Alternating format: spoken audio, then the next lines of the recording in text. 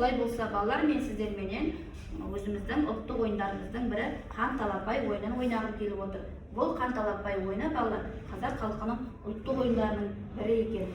Қан талапай ойыны балалар 4 түлік малдың асықты жілігінен алынған асықпенен ойнайды екен. Менің қолымда қоржынның ішінде бірнеше асықтар бар. Осы асықтардың ішінде бір ерекше қызыл асық, бұл қан асығы деп аталады. Қан талапай ойынның ережесінде балалар, ортаға шашылған асықтардың арасынан осы қан асығы кім баланың қолына түссе, сол бала ойынды бірінші бастайтын болады. Ендеше балалар, ойынға дайынбыз ба? Талапай ау талапай, басталды ойын алақай.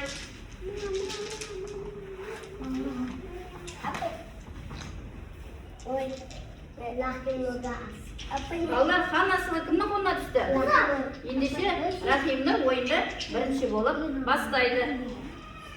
Балалар, қолымызда асықтың біреуін ғана сақа есебінде алып қалып, қалған асықтарды ортаға тігіп шығамыз.